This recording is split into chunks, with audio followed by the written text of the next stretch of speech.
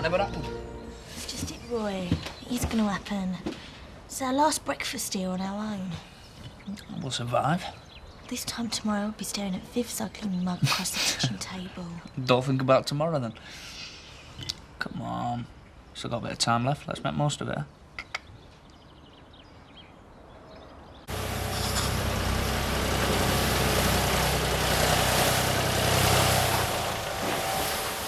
So where'd you fancy? Huddersfield or North Allerton? Don't mind. Hiya. I was hoping you'd still be here. I'm just on my way to a call. I wanted to say how much I enjoyed the other night. Yeah, me too. I'd love to do it again. Soon. How about tonight? Tonight? No, I'm sorry, I can't. How about tomorrow? Zoe, I'm not being rude, but I'm not really thinking that far ahead. I've got a lorry waiting to go out. Yeah, of course, I'm sorry. I've got work to do as well. I just thought, you know... Well, see you around. Yeah. She's come out of a shell. I'd say you've made quite a hit there.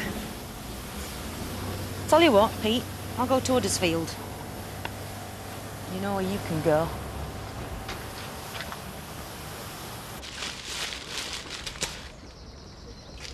Eric, there's something I wondered. There's something I'd like you to do for me. What's that? You said you'd take this back. It's the ring I bought for Rachel. I don't want it anymore. I'm surprised you want to part with it. I can't bear to look at it. It reminds me. It's too painful. You never got the chance to give it to her? Well, I wanted to, but the day I bought it, I don't know, we weren't getting on too well. You, had an argument? Look, I don't really want to talk about it. Just sell the ring. At inquest today, isn't it? Yes. You should tell them all that you know. What really happened. You feel better. I wish I could believe that. Because I can't stand it. Going over again and again what happened. The ring. Don't bother about the money.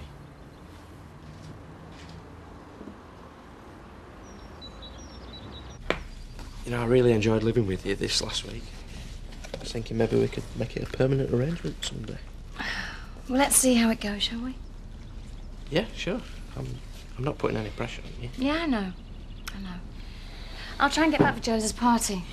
Depends how long the inquest goes on for. Okay, well, we can handle it here, can't we, Betty? Oh, no, that's not going to last till dinner time. I'm bored. Look, take no notice of it. You go. Take as long as you need. Thanks. Hiya. You ready? Yes, yeah, I am. See you later.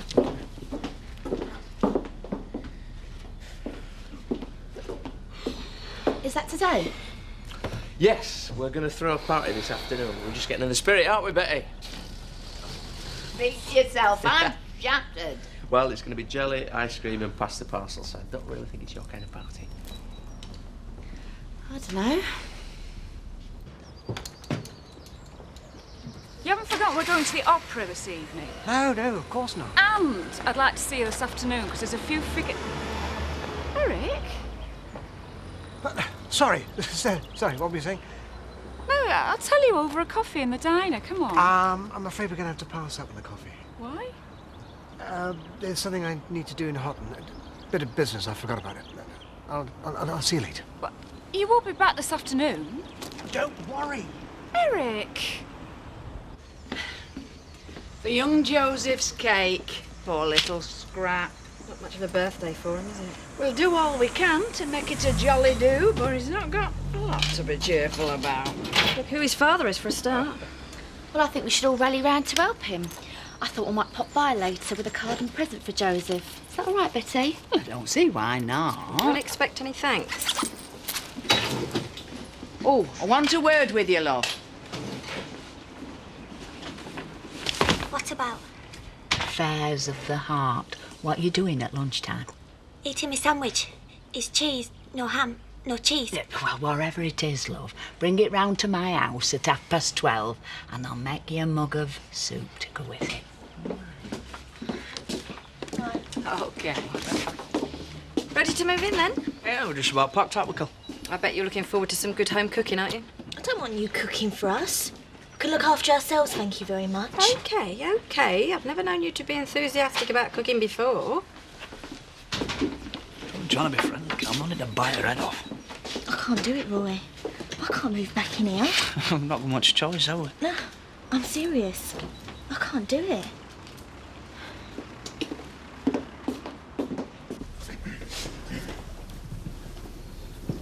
I know this won't be easy, Mr. Sugden, but I'd like you to tell us how you discovered the body. Well, we'd been searching the area for some time. We were spread out. I was walking towards the crag. I saw a jacket, first of all. Recognised it. I felt so relieved that we'd found her. I called out her name. It never occurred to me. Take as much time as you need, Mr. Sugden. I ran over to her. She was lying there, so still. I felt for her pulse. And that's when I realised... You couldn't find a pulse? No. I can't remember much about what happened next. Zach, Dingle and the others came over and then... I can't remember. I'm sorry. That's all right. You've been most helpful. Miss Hughes's death has clearly affected you. Yes. We were old friends. Close friends. I was very fond of her. She was a lovely girl.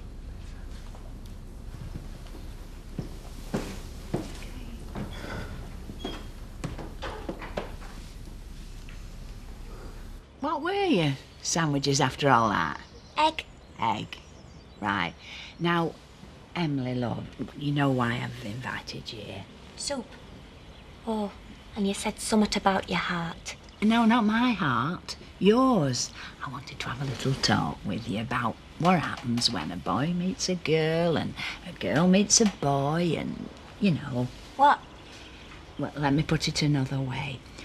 When I asked you for your lunch, you came, didn't you? Of course I did. Yeah, but when Butch asked you last week, you didn't turn up. Why not? I thought you liked him. I do. I did. And he likes you. Oh, I know he looks a bit heavy-headed, but he's a good lad. He's as soft as a duck's bottom. But you said he's not really married. Well, so much the better. No. It were all right when I thought he were married. Sorry, love, you've lost me. When a bloke's not married and he meets a girl, you know, he's got a one-track mind. And a married man doesn't think like that? Of course not. He's got a wife, hasn't he? He's spoken for. No, listen to me, Emily. You can trust Butch. I promise you, he'd never do anything to upset you.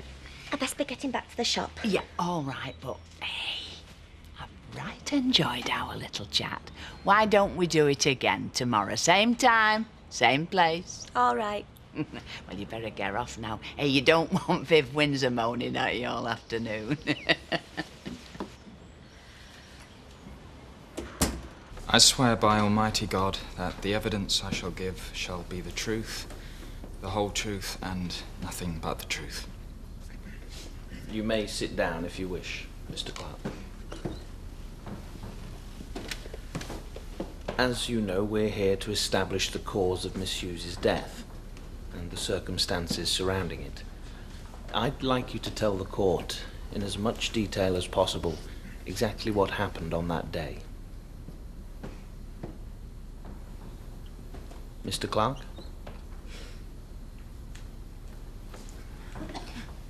I can't go through with it. I can't tell you. It's too awful. I'm sorry. I'm sorry.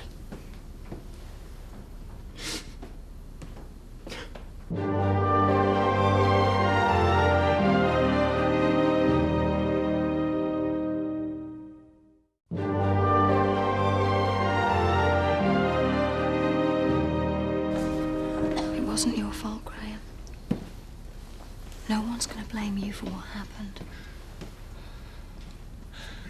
I loved her, Kathy. Mr. Clark, are you ready to continue? I don't know what to say. Why not say what you just told me? Tell all the world how much you loved her. Mr. Clark?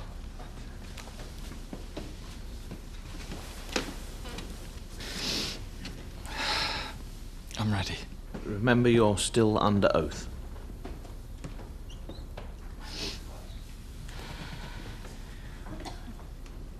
On the day she died, I was going to ask Rachel to marry me. But I never got the chance. We were walking towards Roker's Wood. That's where I was going to propose. We were happy, we were laughing and joking. And then we had this silly challenge. Rachel loved to compete. She liked to take me on. It was to cost her her life. I've been over this so many times. If we just carried on walking together. Oh, hello. You're going to have a go at this next. Watch this, we put that on me. Oh, sorry, Roy, we're closed to the public today, but... Yeah, I know that. I just come to ask a favour. Well, if you want an invite, you better go and ask Chris to say it. Me and Kelly want to carry on living at cottage. What for? I thought you were moving back in with Viv. Kelly reckons it's going to do her head in. Yeah, but I mean, that's a proper family home, innit? That's what you want now. You're a married man, not a groovy bachelor pad. Hey, am I doing this party on my own or what? Sorry, Betty, we'll be right with you. Well, come on. Please, lads, nowhere else to go. Yeah, go on then. I owe you one. Hey! $500,000. I'm sorry, Chris, I haven't heard such a stupid idea. It's not a stupid idea. I need that money. So the business is in trouble? We've got a short-term cash flow problem, yes. Well, I'm sorry to hear it, Chris, but you have to find yourself some other mug. I don't know why you're being so high and mighty. I mean, what else are you going to do with your money? Squander it trying to get some trucker between the sheets? I'm sorry to interrupt you, but Joseph wants his auntie Zoe to have a stab in the dark. He's not the only one. We've heard that Miss Hughes had recently been suspended from a job. It must have been a devastating blow for her. It's the kind of event that can plunge a person into the depths of despair, make them doubt the point of carrying on. You're asking me if Rachel might have killed herself? We have to address that possibility. Absolutely not. She was upset about her job, of course, but she had so much else to live for. And for one thing, she would never have abandoned her son, Joseph. And she was in love. Graham was incredibly supportive when she was suspended from work. He stood by her, protected her, and she knew that. And I think she knew something else as well. I think she knew he was going to propose to her. Being with Graham, she was happier than I'd seen her for a long, long time. Now, why would she kill herself?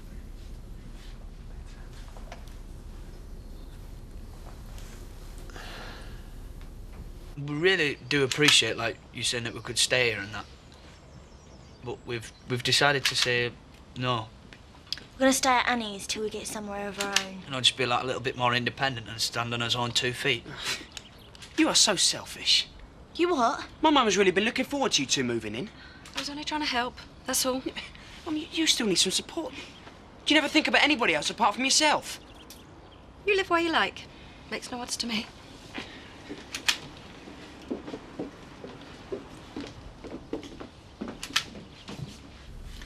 Rachel Hughes had a young son, Joseph, whom she adored, and she was in a secure and caring relationship.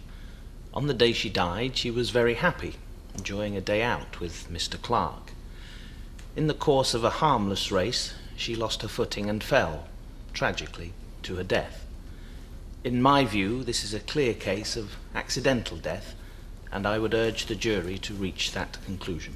All rise. All manner of persons that have had anything to do at this court before the Queen's coroner, having discharged your duty, may depart. Graham, it's over.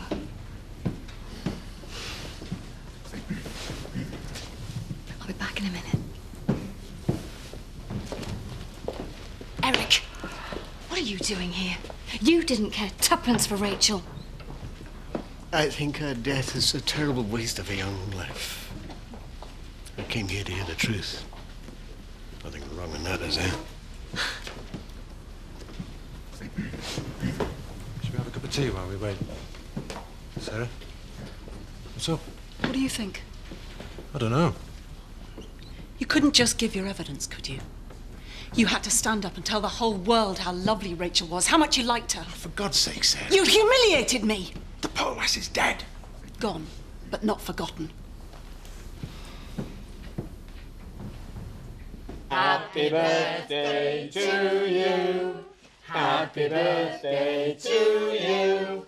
Happy birthday, dear Joseph. Happy birthday to you. Zoe, I'm sorry for what I said earlier. I had no right to speak to you like that. No, you didn't. I will be perfectly honest. Please, sit down. I'll be perfectly honest with you. If we don't get an injection of cash, Tate haulage will grind to a halt. Like I said, I'm sorry to hear it, but I am not prepared to throw my money away. Well, you won't be. Believe me, we've had a few teething troubles, that's all. I can turn things around, I know I can. Think about it, please. Excuse me, Chris. I hope you don't mind, but I've brought a card and present for Joseph. Well, no, I don't mind, but why? You hardly know him. Well, I know it's been a difficult time for you both. I thought I'd just show a bit of support, that's all.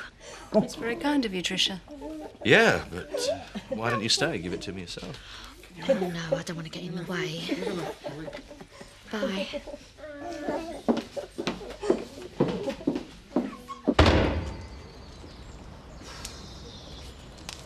Betty? Oh, hello, love. I was wondering if you've had a chance to talk to Emily. Well, as a matter of fact, I am. Have you? What she said? Well, put it this way. All is not lost. I think she likes you.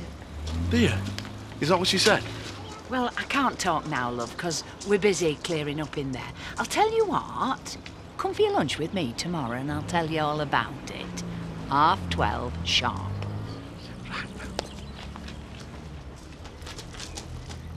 Is it okay? It's lovely. This is much better than staying at Viv. She'd be sticking her nose in, criticising my cooking. We'd never have any time on our own. Hey, you needn't bother cooking. We've got enough food to last us here, what, 2 days? I made 2 pizzas, right? They hardly touched them. Fancy a beer, Marlon? Please. Okay. Do you mind if we join you? Of course not. There you go, mate. Thanks, mate. If you've come to see Joseph, I'm afraid he's fast asleep. Went out like a light. I'm not surprised. It must have been quite a day for him. Yes, it was. Actually, I'm glad he's asleep, because I came to see you.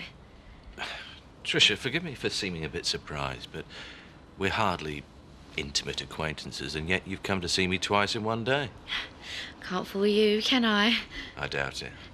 The fact is, I've got a business proposition to put to you. I'm serious. Really? Can I tell you all about it? Well, why not? Could do with a good laugh.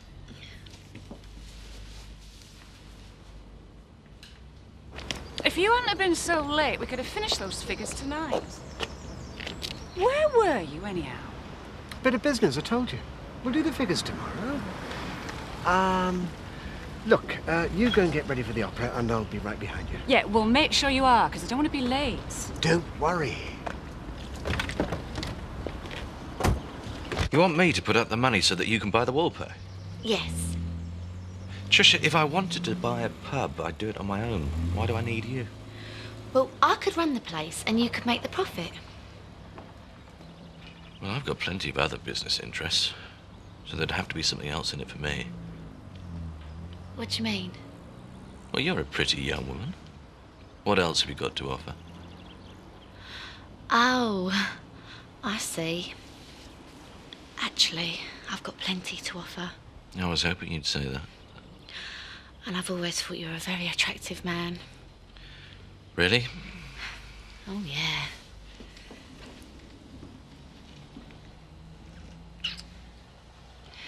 And you must get ever so lonely. Oh, I do. I do.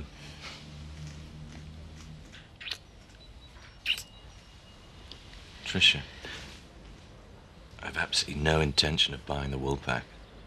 What? Well, why have you stopped? I thought I was really attractive. You are? In fact, I'm so attractive that I can do a lot better than a stupid little tart like you for free. I'm going. Yeah, I think you'd better. Run back to the nursery. You're not ready to play with the grown-ups.